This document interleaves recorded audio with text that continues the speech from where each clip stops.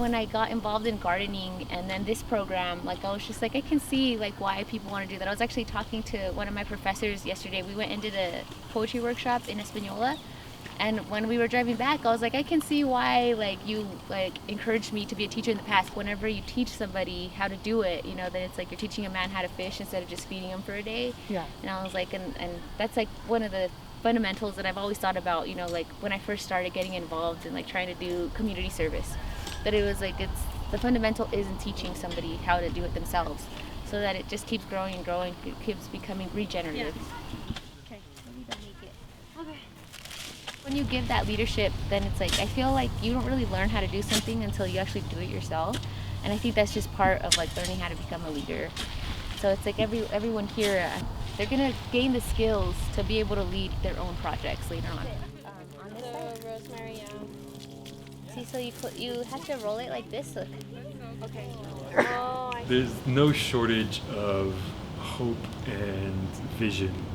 My name is Dr. Michael Lechuga. I'm an assistant professor in the Communication and Journalism Department here at UNM. My main affiliation is with the Sanchez Community Farm Open Space. There's a small community farm plot with about 6 or 7 different organizations from UNM, including like the Rural Student Project, the Camp Project, Chicana Studies Department, our department, a few others. There's Joe, who sort of like manages the farm. Joe kind of always does this thing where he gives a brief history of the farm, especially to the new folks who kind of like come to volunteer for the day. Neighbors just said no. We want it to be a outdoor space for students to learn about New Mexico agriculture or to build something on it. 14 acres. This is a huge space. So thank God the community wanted to do something with education. We are currently in the earth moving season, so we kind of like prepare the dirt for next season. We kind of like plan out where we're going to plot our plots, and then in the spring we kind of create a permaculture plan to grow plants that are native to this area, food that's native to this area. We're already working on developing sort of a corn, and Joe's really about it because it's like crimson red, so he's like, this is UNM corn. The students have been growing out this corn for like 6 years probably. It's really cute. Yeah, they're one of these guys, like just continue to save seeds and Wow. so eventually like have Lobo red corn. Yeah. On Saturday, for example, there was a group of folks who were helping build a stage. So we're trying to like take some recycled wood and turn it into a stage where performers can come, share their poetry, music, or whatever. Another group was like cleaning up the weeds and burning them in a pile. So I think that's one of the things that we set up in the morning is like a group of goals. We try to complete those goals.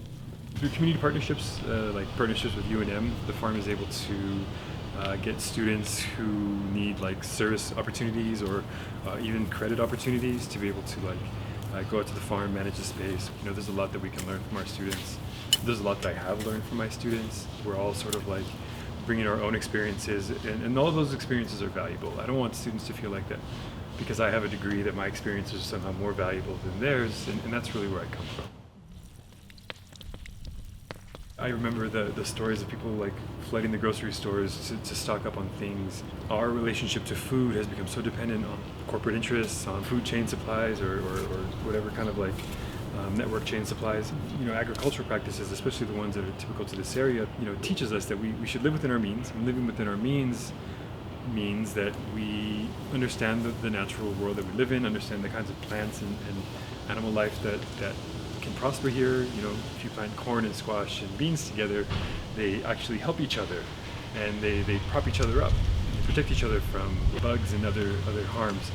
On a very practical level, right? That kind of is teaching students like you can be creative with food, with planting methods in a way that like helps the food, helps the soil, but also benefits yourself. On this like metaphysical level, you teach students symbiosis is how we survive.